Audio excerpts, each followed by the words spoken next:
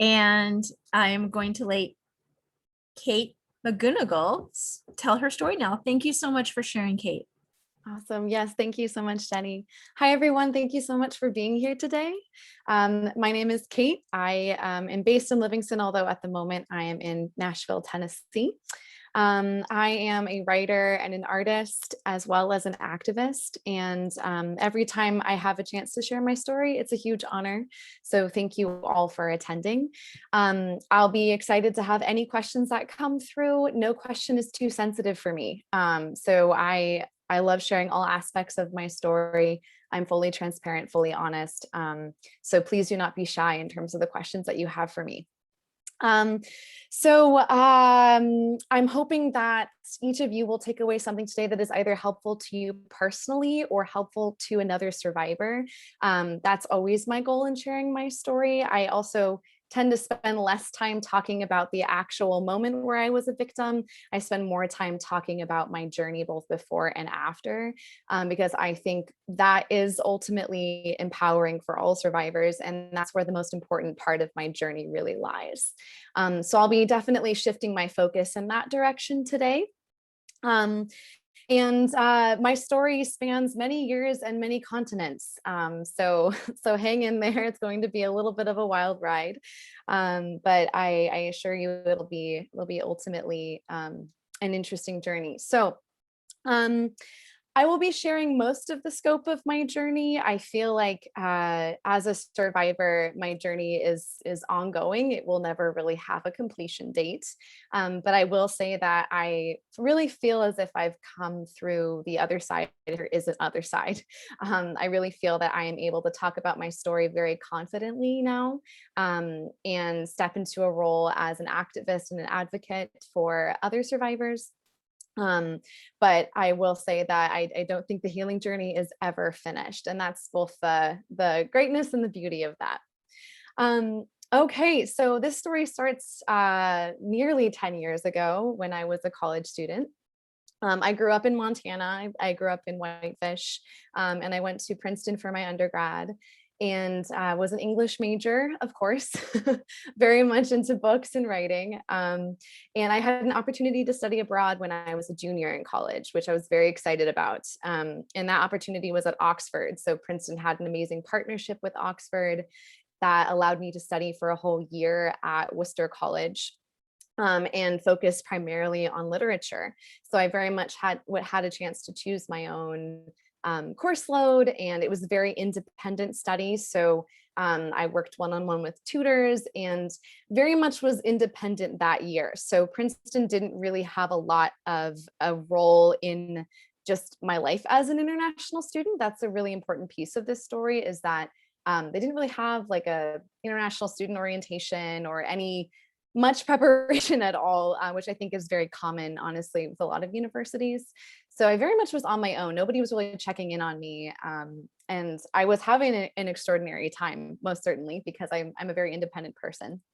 But I wasn't really prepared in terms of support systems in place as an international student, should anything happen. So that's kind of the context there. But Oxford's really great in that they have a trimester system, which means that in between each trimester, there's a 6-week holiday, which is pretty amazing. So I had a 6-week holiday at Christmas and a 6-week holiday at Easter. And during my Easter holiday, I decided, because England is so close to Europe, this was the time to experience Europe and backpack. So initially I was going to travel with a bunch of friends and go backpacking, which is, you know, kind of a cliche college student experience at this point, but I was very much excited about it. But unfortunately our plans fell through. So it was really just me. And so I ventured out as a solo wanderer during that vacation. And I was kind of planning my trip around friends who were located in different areas, a few other peers who were studying in France, for example, and Germany. And I was relying on hostels as well as this platform called Couchsurfing in order to save money on accommodation, because the exchange rate was really not favorable towards the US dollar at that point, especially in England. So couch surfing is still in existence, I think. It's definitely, I think, losing a lot of its footholds lately. But basically, it's a free version of Airbnb, if you think of it that way, where hosts will allow people to stay on their couches, and often they'll become tour guides and show you their cities. It's apparently a network that I think they advertise it as a very altruistic network. People get a chance to help others and show them their cities. And I certainly had a lot of wonderful hosts with couch surfing during my time, many of whom I'm actually still in touch with. Really, really fascinating people who are passionate about where they live and love meeting people from all over the world. And so my friends at Oxford had recommended couch surfing for me. They'd used it before, so I was using it. And so I was wandering largely through Germany, France, Austria, and I spent about half of my trip in Italy, which was one of my favorite destinations. I was very excited about that. I had an uncle who was Italian, and he'd told me everything about Florence when I was a little girl, and so of course I dreamed of going there. And so I went to Florence, I went to Rome. I think it was Easter when I was in Rome, so there was a lot going on. I got to witness a lot of really, really beautiful customs. And then I wanted to venture back up to Venice, just because everybody's got to go to Venice at some point. And so at that time, it was really hard to find a couch surfing host in Venice, and the hostels were very expensive. And so I found a host who was in Padua, which is right next to Venice. It's like a 20-minute train ride from Venice. And so I opted for that host. He was very kind. He was a police officer, had many, many reviews, was constantly hosting people. There were people there when I arrived. And so I felt very comfortable initially with that host, and having had a very positive experience with couch surfing up until that point, it just made sense. And I didn't notice anything out of the ordinary. And so the first day, he went by Leo at the time, although his real name is Dino. So I will use his real name. So Dino showed me around Padua. Because it was still the Easter holiday, he had a friend visiting who didn't really speak English, but we all went to Verona together. And kind of saw the surrounding countryside. And so it was very much a normal host interaction for me based off of my prior experiences. And my intention was to go to Venice the next day. Unfortunately, it was raining, which it does in Venice in April at that time. And so the next day, I didn't go to Venice because of the rain. Dino very much convinced me not to go because he said the rain would just make it very difficult. So I decided not to go, and that I would not travel to Venice and would instead return to Prague, where I'd made some good friends after that trip. So that night, unfortunately, he drugged some tea with an anesthetic. And I was unconscious for the next 36 hours. So he invited me to watch a movie with him and prepared some tea to drink while we were watching the movie. And then I was slipping in and out of consciousness for the remainder of my time there. So my memory is very hazy in terms of what happened. I know that the next morning I woke up and I felt very much like I had the flu. I couldn't really move. I couldn't really articulate anything. All I could really note to myself was that I was very sick, and that all I wanted to do was sleep. And so during those 36 hours, other guests were visiting. He kept me in his room. I think I was just lying there for whoever knows how long, while he showed other guests around the city. During that time, he raped me, and I definitely remember that whole extent. I wasn't able to do anything at that point. A lot of people involved in this case have described the feeling of being drugged in this way as really being on autopilot, as if your body just kind of goes through the motions and you have no control over what your body is doing. And the drug really impacted me quite heavily. We now know that it was a prescription anesthetic. I'm not quite sure exactly what the name of the drug was, but I certainly had a very high dose, and I'm very sensitive to medication. Um, so eventually I was able to have some sort of wherewithal, and I was able to leave, which is pretty miraculous given that I had a little track phone. We didn't have smartphones really at that. Well, smartphones were a thing, but I didn't have one with me at the time. Um, Most of my friends in Oxford just used track phones. And so I had that. I didn't have any language capacity. I didn't know anything about where to go or what to do or who to call. All I knew is that I had a plan to go to Prague. And so I just followed through with that, and took a series of buses and trains. I don't really remember taking them, but I did somehow, and eventually got to where I had friends in Prague. At that point, it was about 72 hours or so after I had been drugged. So I was still a little bit hazy, but I was mostly conscious. I still hadn't really articulated to myself what had happened. I wasn't really aware. So I really credit a lot of my friends in helping me with that part of things. Just because I was under the influence of something else, and really could not articulate that to myself. So I was able to connect with some of my friends who are in London. They could tell that something was very wrong. So I flew to London, and then that was where I was able to start going through the acknowledgement and the reporting process. So one of my good friends, he was at his parents' house, and so I went there, and then I went on a walk with him, and I kind of articulated what I could. And he said, okay, this is what's happened. We need to start the reporting process. So I very much am grateful to him for that. Especially, it was a difficult conversation to have. And we certainly were very good friends, but he'd only known me for several months. And the fact that he was able to say, hey, this is the situation, was pretty awesome. I think that a lot of people don't know how to react in that space. They don't know the urgency of reporting as soon as possible. They don't know exactly how to support a victim in that moment. But my friend Jack was really able to do that. And so his parents really assisted with the whole reporting process. They called the police.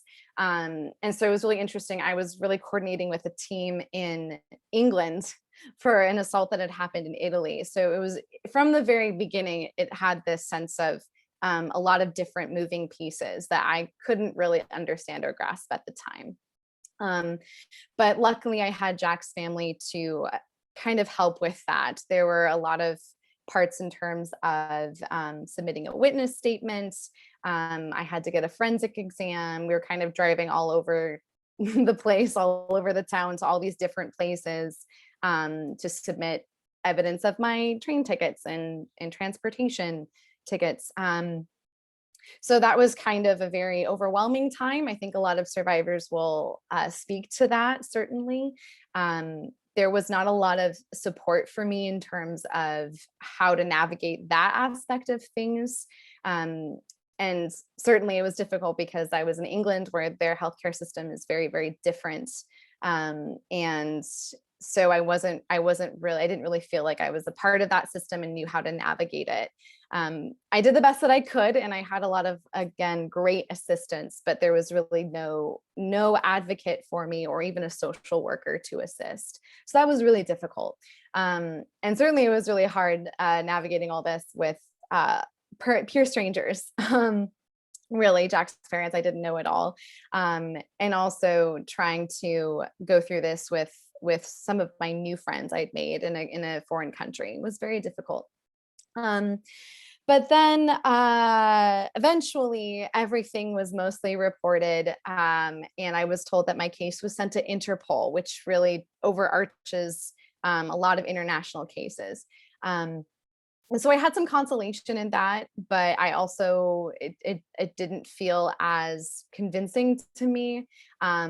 One thing that I learned later, for example, is that the police officers contacted Couchsurfing and they removed his profile right away, but he just created another profile the next day. and was able to continue doing what he was doing. So there were a lot of things from the beginning that were incredibly disheartening. A lot of men who were part of the process. The person who did my forensic exam was a man, for example. A lot of very insensitive moments that I think most people don't really know a lot about what that's like. You kind of assume it's a woman who's helping, but definitely was not. It was mostly led by men. And so there were a lot of parts that were disconcerting, a lot of lack of support, but I mostly fumbled my way through it and then somewhat resolved to not talk about it and to forget about it. I wanted to enjoy my time at Oxford because it really was an extraordinary year. It was probably my favorite year of college looking back. Most of my friends from college are from Oxford. So it really was a wonderful year for me. And so I did the best that I could to make the rest of that year really, really lovely. And I didn't really open up to a lot of my friends about what had happened. Unfortunately, though, I had to keep going through this whole process over the years. So when I went back to the States, I had to submit my witness statement officially to the Italian consulate in New York. So I did that. I kept emailing people in England, but nobody really knew what was happening. Nobody had any information for me. And so really from that point on, from about 2014 onwards, I really just decided that nothing would happen. And that I would just continue to live my life.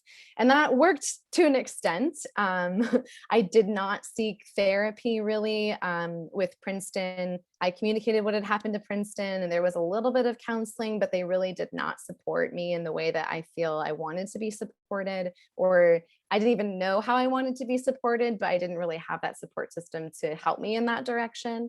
And actually there's a lot of stuff happening at Princeton right now in terms of Title IX and how the university handles international assaults and just assaults on campus. So Princeton is also going through a great reckoning in that sense. They definitely have a lot more work to do. So my experience is not necessarily isolated from other stories that I have heard. And it's certainly across college campuses in the US. It's definitely shouldn't really come as a surprise, honestly, unfortunately. But then in 2015, I got a random message on Pinterest, and I didn't even know that I had a Pinterest account. And it was from a journalist, and she said, "I would like to speak with you about your case." And I was very surprised because I hadn't heard anything from anybody for 2 years at this point, or 1 year at this point. And so I started talking to this journalist, and she said, well, Dino Maglio has just been convicted for assaulting a 16-year-old, and he's on trial right now. And there are at least 15 other women who've come forward with cases similar to yours. And this was very much news to me. It was very difficult to process. Journalists had been trying to contact me for at least a year, but they had misspelled my email address on the processing form or my witness statement. And so they were not able to get a hold of me, which I find a little hilarious because I think there are many ways to find people besides an email address. But that's beside the point. So this team of investigative journalists in Italy had actually come forward, or one woman who had been assaulted by Dino contacted this team to see if they could assist, because police were not assisting. The legal system was not assisting, and police officers were laughing at some of these girls who were coming forward and making all these assumptions about what they were wearing and what they were drinking. It was just this whole thing. So they reached out to these investigative journalists, and then they spent that year gathering all of these stories of all these women who were coming forward. And that's when he assaulted this 16-year-old, and he actually was arrested at that point. So this was all, I discovered all of this in the span of like an afternoon, and it was a lot to process. But basically Dino was convicted at that point. I think he only got 6 years in prison. And that sentence was reduced for good behavior at one point, unfortunately. And so, but at the same time, all of these other women had put forth their statements that the prosecutor was working through very slowly. over the years. And so basically from that point on, for the next 3 years, I was in communication with one of these investigative journalists. Her name's Alessia. She's amazing. She hunts down the mafia for a living. And she and her colleagues, Giulio and Cecilia, were very much on the ground doing all of this. They were not being paid for any of their efforts. And so I really want to give a huge shout out to them, because I feel like a lot of people involved in my story were really involved out of the goodness of their hearts as opposed to a paycheck. And so they kind of stuck with this from the beginning. And so I would have a Skype call with Alessia every couple of months or so, where she would fill me in on anything that she'd heard from the prosecutor or anything about my case. And for a while, it was very hit or miss. And so I kind of once again resolved to just kind of let it be, because there was nothing I could do. I was emailing all kinds of people. I reached out to news agencies in the US. I reached out to some people in Montana, I don't even remember, and nobody would respond to anything. And at one point, I remember I finally was in therapy, which was great. And I remember my therapist asking me, well, what does justice look like to you, Kate? And I think that's a question that a lot of survivors get asked. And I certainly felt like I was in a somewhat privileged position, because at the very least, the man who had raped me was in jail for a short time. And I did have a statement on a prosecutor's desk. Many survivors do not have even close to that opportunity. But for me, from the very beginning, I just kept saying, I want to have a voice. I want people to know this, because it feels like a very important story. It's involving women from all over the world. People need to know that this is happening. And so I just kept saying that, but I wasn't sure how I could articulate that, like what that looked like. I think there was a time where I just wrote about it, just privately, and I just didn't really know what it meant. But I just felt like the world needed to hear this as it was happening. And so in 2018, actually, there was finally an opportunity to testify. And so in October of 2018, I went to Italy with several other women, and we all testified in a courtroom. And that was very difficult. I actually went to Oxford first, because I wanted to return to all the places that I loved so much and meet with some friends. But then went and testified. And it was a very different process than one would expect. I feel like the legal system in Italy is fundamentally different from the legal system here. Both have their deep, deep flaws. I had managed to finally hire a lawyer. That was its own process, where I realized I didn't really have the money, but I said, I will invest in being able to have clear answers about what's happening. And so it was a long process. I called the Milan embassy at like 4 a.m. one day. And then they gave me this list of English speaking lawyers. And then I emailed someone there, and then they talked to someone here. It was just this horrible, long, convoluted thing.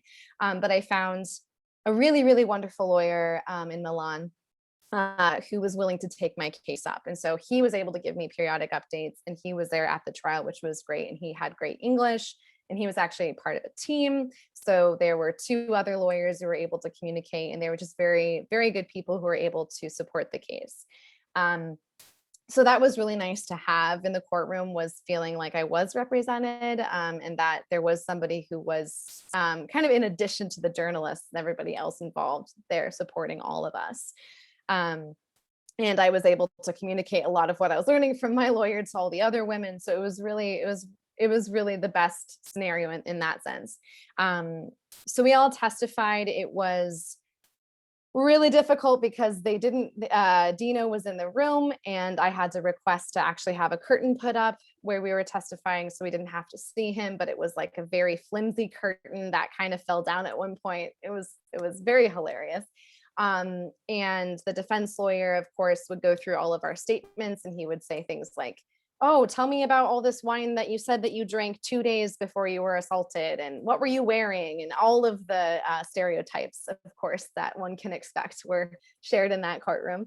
So it was very, very challenging in that way. I think it was definitely it had a lot of moments of empowerment where, as we were waiting to come forward, the other girls and I would talk, and we would get to know what our stories were. And so, I mean, everybody in that, as we we're waiting in this hallway, everybody had such a wonderful story. One woman was from Poland and she was getting married in a couple of months, and her fiance was there. It was wonderful. Another woman was going to study at Oxford. And so we were able to kind of share a lot of our stories as we were waiting. And so there was a lot of empowerment in that community, despite it being a very difficult day. And so after that, basically there had to be more time. So the court wanted to call forth more women for further dates, and a lot of women couldn't afford to travel to Italy, or they, had families that they were starting, or they had other things that were going on. But there were a couple of other dates where the court was able to gather some more information. And in that time, actually, the investigative journalists finally had a breakthrough with some media outlets and had the approval to start creating a podcast about this story that was becoming bigger by the moment. And so during that year, actually, that was when a lot of recording was starting. So Alessia came to Montana, actually, and she interviewed me, and to really tell this story in a new way. And so it was really wonderful to know that our voices would be heard in that capacity. And at the end, I'll drop the link to that podcast in the chat. I think they did a beautiful job. There's a lot of details that are missing in it, of course, but I think it really captures a lot of the spirit of all the people involved in this case over the many years. So that was happening. And then finally in 2019, almost 2 years ago to the date, on I think it was June 21st, actually, they finally set a date. The court said, we're going to announce the verdict, finally. So that was, 2019 was about 6 years after most of our assaults had happened. Some women were before me, some women were after. So that much time had to pass before finally there was some sort of decision. And I wasn't necessarily required to go, but I made the decision to go because I felt that it was very important to me to be present for that. And so I went, and another woman, Maria, who's from Portugal, went as well. And we were able to hear the verdict. And so they did convict him to 12 years in prison, which is very few. And that has since been reduced because he has appealed. But again, for I think all of us in that courtroom, it was very much a triumph because of how the legal system in Italy works. It's very patriarchal. Italy itself has quite a vexed history in terms of actually supporting women's rights in terms of domestic violence. It's a huge issue in the country as a whole. And so the fact that this little tiny court in Padua was taking on such an international case, with this prosecutor who was being quite daring in everything that he was doing, it was very much a big deal. And in my conversations with the reporters, they were saying they didn't know what to expect, maybe 10 years at the most. They weren't even sure that he would be convicted as guilty. So it very much was a triumph. And also there was no physical evidence, really. It was all witness statements. So really, really a victory in many ways for all of us women. And certainly it's still ongoing. At this time, I was actually reflecting today, I don't know if he's behind bars because his sentence for the assault of the 16-year-old was up. And so there was a time where he was free, actually, or maybe he was on house arrest. So I still don't know if he's actually started his term yet, or if he's somewhere on house arrest. It's hard to say, but I will say that's not important to me in some ways. What has been important has been sharing more of the nuances of this journey with listeners like yourselves. And really emphasizing, there's so many different themes to emphasize in this whole story. I think for me, it's been certainly my healing side of all these things. It has been really interesting and definitely complicated. I think I have really benefited from having a lot of people involved in the case. And so the fact that it was an international case and a lot of victims were involved, has made it a little bit different for me, as opposed to it being just an isolated case that I've had to navigate really alone. So I've been very grateful for the people who have come together to assist and be committed to this. Um, so the journalists, of course, but then a lot of friends along the way, and a lot of great advocates and support systems. But most importantly, the opportunities to speak and share this story have been important. So the podcast for sure, but then I was able to share my story with Haven. In at their End the Silence program 2 years ago, which was really empowering. And I've been able to speak now with Aspen. And I think that that's something that in my conversations with other survivors in my case and outside of my case, that's kind of what I've been hearing as a shared desire, and something that's been very important in the healing journey, is just having people listen. Um, and there's something very validating in that too. And then I also think in the times that I have shared my story, a lot of people have been able to come forward to say either that's very similar to something that's happened to me, or I was traveling alone and I was also assaulted, or we need to start talking more about what it looks like to be an empowered solo traveler. So it's really started a lot of great conversations, just in having that opportunity to share my story. So I think that's very important. I think I definitely lacked a lot of the resources that I might have had if I was in the US, but maybe not have had. So I think it's really fantastic that a lot of universities are now starting to talk about crimes that occur against students who are traveling abroad and how to have protections in place for them. I think it's great that college campuses are actually having those conversations just in general. I think it's fantastic that there are programs that literally are designed to help survivors share their story in an ethical way. So there's a lot of promise that's happening now that certainly was not there, I feel, in 2012 and 2013. But there's still, of course, a lot of work to be done. Let's see, what else did I want to share? Let's see. So yes, I think so. I just wanted to kind of wrap things up and tie it all together. What has been very important to me has been language, just because we use the word silence a lot in the context of survivorship. And I think the way to get past that silence is really just actually putting into words what happened, having the chance to share those words, but also just the networks of community that can appear around this type of sharing. So yes, I know that there's still plenty of time left. I was very much trying to squeeze it all into a nutshell.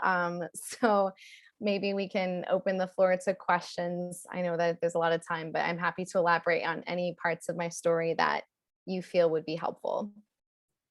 Awesome. Thank you so much, Kate. Mhm. I I'm wondering, when your friend Jack said, okay, we need to report this, Mhm. was that an option, or was it more of this is what you have to do? That's a really good question. I feel it was very much we need to do this. So his exact words were, "You have been drugged and raped, and we need to report this." So I think it was less of an option. It was presented as less of an option for me. And certainly I was not in a state to even think in terms of, do I have a choice here, or is this something that I want to pursue? I think in my brain, I was like, oh, okay, yes, that makes sense. We should probably do this. Mhm. Yeah, if that answers your question. So yeah, it's kind of a two-part question. So given Yeah. that, Mhm. now that you know what the process is like and how Mhm. re-traumatizing it can be, do you Yeah. think you would have chosen to report still? That's a really good question. I I still think I would have chosen to report, just given the fact that if my story had not been a part of all of those other witness statements that came forward, um, I mean, I feel like the case would have still gone through, But I very much throughout this whole process have felt that, or what was motivating me to keep going was the other women who could not report, those who were not able to come forward, or those who did not have the resources to have a lawyer, or never actually articulated what had happened with this man, because I know that he definitely assaulted more than 15 women at this point. It's just obvious. So I think that despite all the re-traumatizing of it, of the reporting process, I still would have chosen to. Okay, now I have another question that's kind of added on Yes. to this, because Good I questions. know a lot of our survivors choose not to report. So Yes. so an additional question to that is, if he would not have been convicted, Mhm. would you still feel the same way? Would you still feel that empowerment just because you had the opportunity to stand up against it with all these other women? Or do you think that, I mean, I know I'm like, what if, but it's like something that I know a lot of people are, when they're trying to decide if they want to report or not, oftentimes they feel the need to report because they want to protect other women from having this experience and Mhm. from this predator. Um, Yes, and yet, so oftentimes the predator's not convicted. exactly. So I was Yes. just wondering, how have you thought about that? Is that something that you've talked to a lot of survivors who have gone through it and haven't had convictions with their perpetrator? Yes, I've spoken with a lot of survivors just in group therapy situations largely, where most have not reported at all for so many reasons. Mhm. Some because the perpetrators were family members, just a lot of different reasons. Um, I think for me, it felt, even though I knew looking back, even though I know my words were being put into this very flawed system that was really out of my control, I think the agency I felt in claiming what had happened to me, albeit through this channel that is very, very, very flawed and very much does not serve survivors, I still think that was an important moment of my own claiming. Um, and in even later on in my journey, when that statement was brought forward in the courtroom when I was testifying, and I was looking at those words that I had said so many years prior, it was very affirming in many ways. I actually used my statement as kind of like an anchor, like notes as I was going through, to remind myself of what I had said. Um, it was it was more empowering than it wasn't. Um, and of course, even though the defense lawyer was going through my statement and trying to subvert everything, and so many people were trying to tear my statement apart and tear my words apart, and it still was, they were my words that I chose to share in that way, and that was very important to me. Now, I also recognize that many survivors, that might not be an empowering step for them in any way. Yeah. Um, Well, and it's, I mean, you are an English major. You do love literature, language mhm. and words, and expressing yourself like that Yes, is a very important part for you. And I think it was extremely courageous of you to thank you. know, like, have these people be tearing these things apart. And, inevitably, no matter what, every single survivor uh, faces that scrutiny of not being believed, every Yeah. single survivor. And Yes. to have the courage that you had, especially in such a where the gender roles are so rigid, and there is so much of that misogyny, to be able to stand up against that is very powerful. And I think that, thank goodness he was convicted. It wasn't long enough, obviously. I mean, that's Yes. Brock Turner. Okay, that's all we have to say. That's all we have to say there. Exactly. It's Exactly. unfortunately not just in other countries. We really struggle with convictions here too. And Yes. it is because of the fundamental beliefs that women are less than.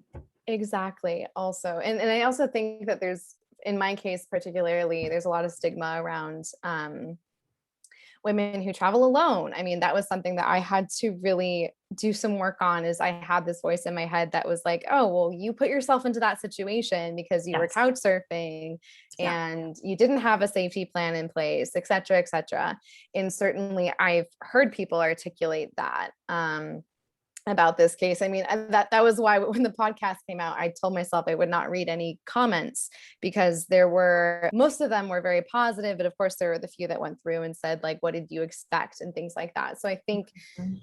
these stigmas that really feed rape culture are very much alive and well in our society. And they're way more subtle and nuanced than I think we might realize. So yes, I think uh, going to that courtroom to testify was very much a physical act of saying, I'm coming back to the place where I was a victim, but I'm coming back to be a survivor and to say the right words. And actually, speaking of language, what was interesting about the whole trial was that all of it was translated. So there was this translator sitting next to me. Oh, And apparently it was her first day on the job, which is, I felt so bad for her. So she was translating from Italian into English, and then from my English into Italian.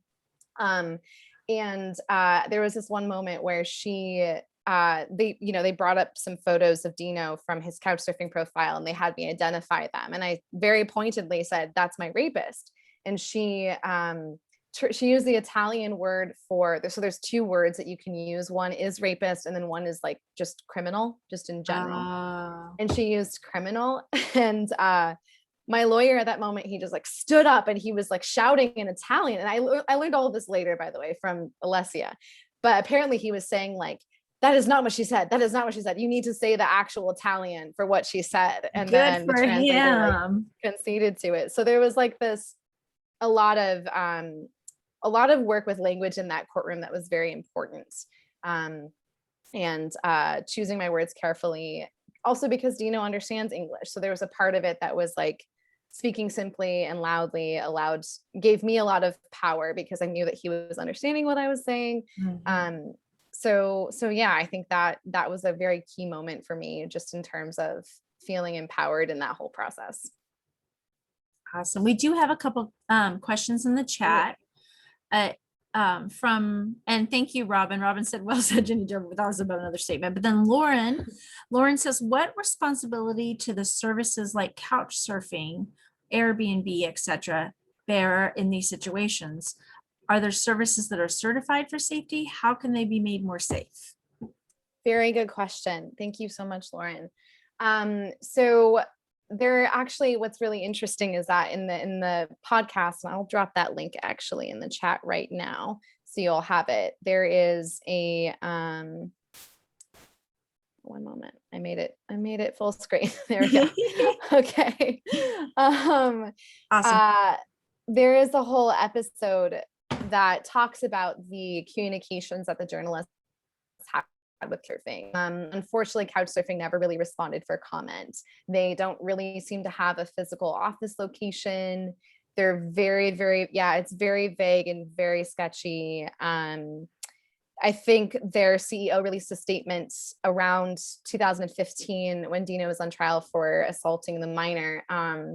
I think she said something like, we're, very sorry, blah, blah, blah, but we're not liable, something like that.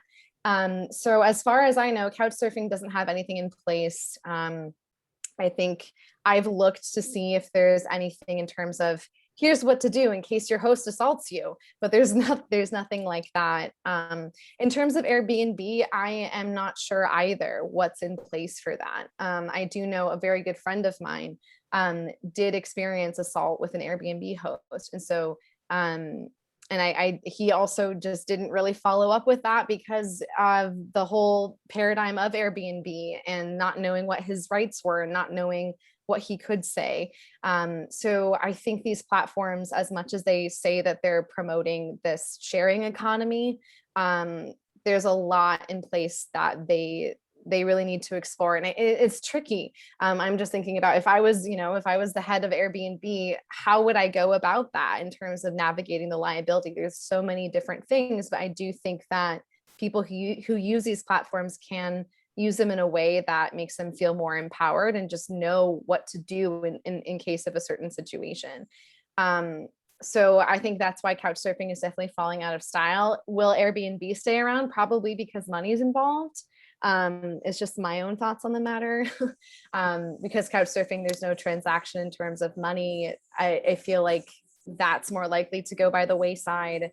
But I definitely think it needs to be much more a part of the conversation.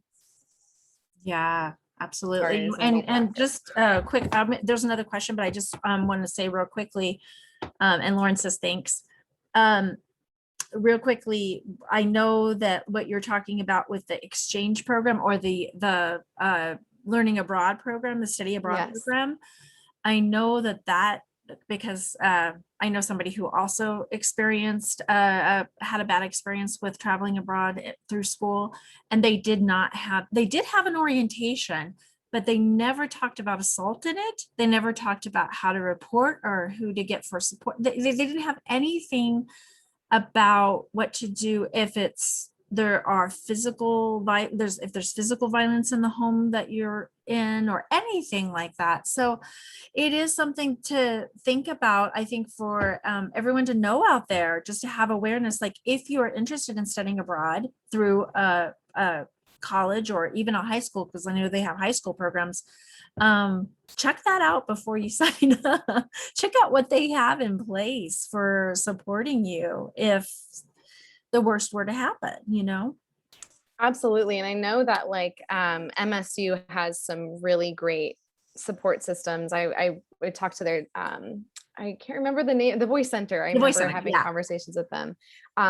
They had a great like number to text, and a number that you could just text internationally, and all sorts of Nice. resources that were just so new to me. That's not at all what I had seen at Princeton. So that was very, very exciting. And I think colleges really have a lot of opportunity there, especially in our digital world. There's so many more resources that students can have access to, but there should be orientation programs that literally go through all of that. Yeah. And not in a way that feels superfluous. None of it's superfluous. I think that if I had had that, I would have felt a little bit more aware. Mhm. But I also think that there's this illusion that it won't happen to me. I certainly had felt that way, like, oh, it couldn't happen to me. I've had many safe international encounters so far. And I think that's another part of it, is that yes, no matter what school you attend or what program you're a part of or how safe it feels, it could happen to you. And so there need to be those resources and a support system in place to help with that. Absolutely. That's great. There's another question here from Beth. Okay. She says, please talk about any writing and speaking you have done about your experiences. Yes. So I actually wrote an essay recently. I was working on a memoir, but it wasn't going in the direction that I was wanting. And so I wrote an essay instead that's more about the language of rape. And that actually just won a pretty big prize I'm very excited about, the Terry Tempest Williams Prize in Creative Nonfiction. So I was very thrilled with that, and that will be published in the North American Review this summer. Congratulations. Thank you. Yes, it was very, very affirming and validating, and also just allowed me to reflect on my experiences in a very specific way. So I'm actually working on an essay collection that will include that essay. It won't all be about this story. There'll be other aspects that just explore just what it means to be a woman in general, in many ways. So that is my largely my like more professional writing experience there. I did write an article for the Princeton Alumni Magazine that very much shared this story. I hadn't really done that with the Princeton community at all. And so I did that last year. I wrote an article just walking everybody through and just really urging the university to be just much more attentive to international students' well-being and safety. Nobody really responded to it. There was not really any ripple effect in any capacity. I'm not saying I was necessarily looking for that, but I was happy to contribute to the growing conversation that is surrounding Title IX on that campus right now. And in terms of speaking, I spoke at Havens and the Silence program in 2019. Yes, I spoke with Aspen for the advocates meeting last month, and now I'm having this, and also the podcast as well.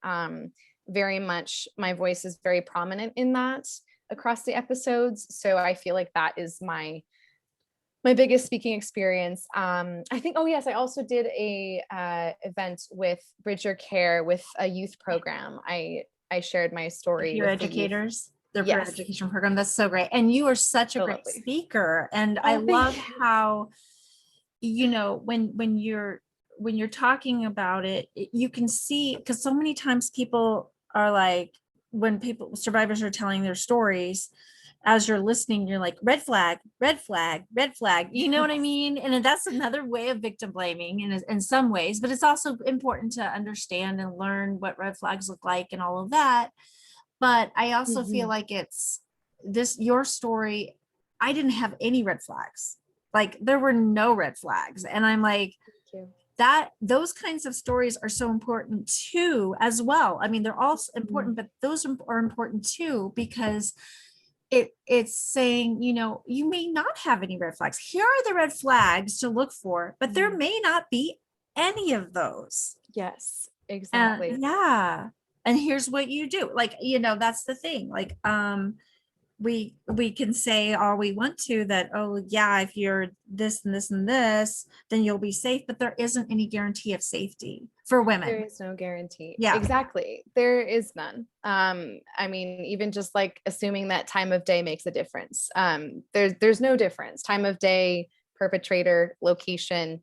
Um, I mean, he drugged tea, not alcohol for me. A right, lot of the women right. he drugged alcohol for, but he made me chamomile tea. I mean, there's so many aspects of it that felt very ordinary and unassuming. Mhm. And I And think that, that's yeah, what predators do when they're exactly. grooming. They know how to gain your trust.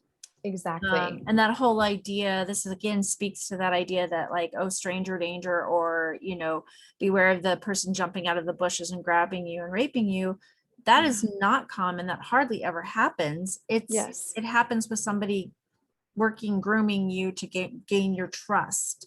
So exactly. just getting that message out there, to people Mhm. that that's the majority. It's somebody it's usually someone Usually it is. And I want individuals to be empowered and not walking around the world completely afraid and expecting the worst at all times.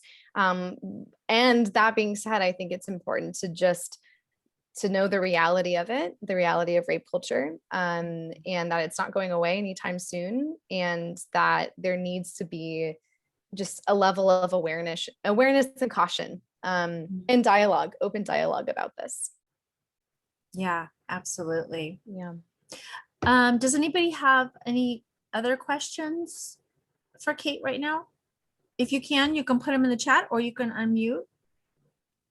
I do have a question that's kind of, I know it sounds kind of silly, but No silly questions. it's a pop culture question. Yeah. I just watched this, and I won't give any spoilers, no spoilers, but I just watched the season finale of Handmaid's Tale, the most recent Ah, season, and I was yes. just wondering if you have read the books. I know I've read two of them. Have you read the books? Have you seen the show? What do Yes. you So think? I read, actually, it's funny, I read The Handmaid's Tale at Oxford as part of the class for the first time, and I loved it. It was amazing.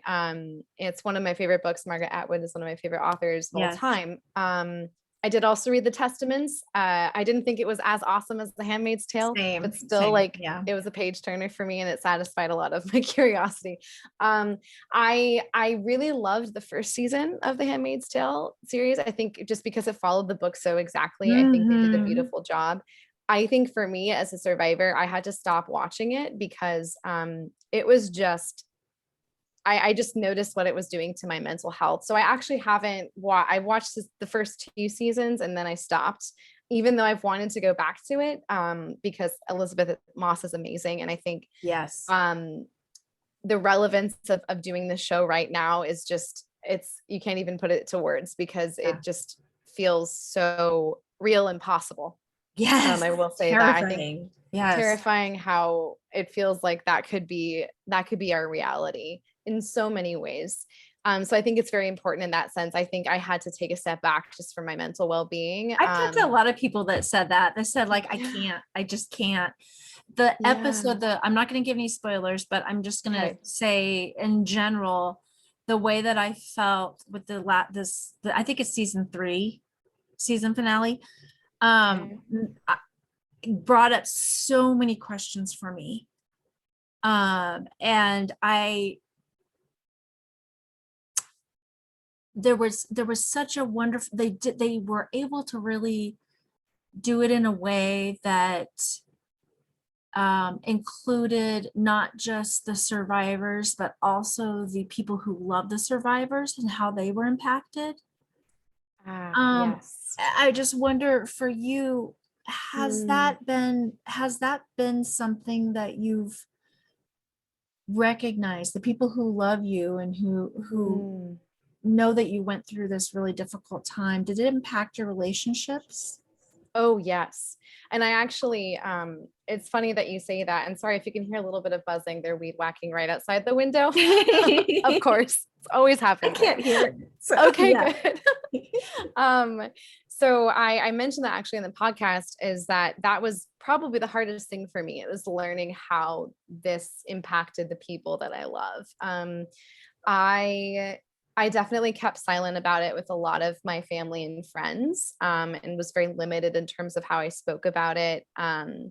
It did complicate a lot. I was actually, unfortunately, I stepped into a very abusive relationship when I came back to the States, and um, that partner very much used my rape as a way to control and justify his gaslighting. That's what really I spoke a lot about that at Havens and the Silence program, how the two kind of were interwoven. And Mhm. so I had an instance of someone using my story as a way to gain control over me, which was one of the worst scenarios. Um, it And yet that's definitely so common though. That's the thing. very common. It's so common. Yes, So, very I mean, common. that's a really, and it is part of your story because, and I mean, Yes. talking about that and with other survivors who were like, yeah, that happened. That's exactly what I had somebody who used mine against me Yep. or as for control.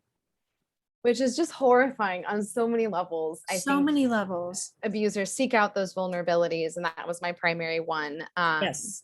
And he started out by trying to act as a support system for me, but was ultimately Yes. using that weakness to dominate. And so I think that that's pretty emblematic. I think I Mhm. did my friendship with Jack got very complicated. I think it just kind of devastated him. So our friendship kind of faded. So there was that part, but I would say that my some relationships grew stronger, and I think they've grown stronger in the sense over time that I have felt um, more that I've been able to claim my story. And the more that I'm able to claim my story and speak very frankly about it, instead of being very cagey and saying, oh, that thing that happened to me, but saying like, no, I was raped and this is what happened, and using that language with family and friends, I think that's allowed them to be more supportive, but also feel more comfortable about it, because I think people are just not comfortable talking about rape if they haven't experienced it or are not an advocate. I mean, I feel like it's uncomfortable regardless. But I think the more comfortable I am, that's helped my relationships. But certainly, it was just something that I did not mention in a lot of contexts of my family. And I definitely grew very distant with a lot of my close friends during that time. So yeah, that impact is profound, and it can keep going, beyond what we expect. A silver lining. So Alessia, the journalist I keep mentioning, we've become very close, Oh, and she actually recently had a baby, and I am the godmother of that baby. So little Leela, That's which is very great. I'm sorry, exciting. sorry. My dog, Yeah. I have a sick dog who, when I started clapping, Oh. she got really excited. I'm sorry, baby. No, it's okay. You stay there. You stay there. Oh my gosh, that's beautiful. Yeah. So Um, there are new relationships that can form too in unexpected ways. and so Robin says, congratulations on your award, Kate. Thank you for sharing your story and journey. So sorry you had this experience. Great, you are a survivor and continuing to share to help with awareness. You are an awesome lady. Oh, Robin, thank you. Thank you for those Robin is words. also a support line advocate for Aspen. Oh, She's actually our longest. She's been here the longest. She's been doing it the longest, and she's wow. very good. She's our, I guess you would call her our expert expert advocate. She's Fantastic. wonderful, and the work she does is really great. Oh, Robin, thank you for your work. Really, thank you all for your Yeah. work. It's so valuable. We have amazing advocates right now. I don't know where we'd be without the people who support Yes. us. I'm going to start crying, but we really live in a very supportive community. And I think that, uh, for us, the more we can build those collaborations and help support people whose voices aren't being heard, help listen and Yes. help support them and lift those voices up is huge. And Beth says, thank you for sharing your experience with us. Oh, my pleasure, Um, Beth. Thank you for listening. Thank you so much. We just, I feel like your intention behind sharing your story comes through so strongly as well. And I really appreciate that. And you speaking to that as well, because it's important for other survivors to hear and know, like, that's inspiring to me. And maybe it's not, maybe they aren't comfortable speaking, maybe they're not comfortable writing, but maybe just knowing that they can share their story in a way that is intentionally bringing awareness Mm, and support to others. yes. Even Yes. even if it's through a song they write, or there's so many different ways to express it and to share a Yes. story. That's really powerful.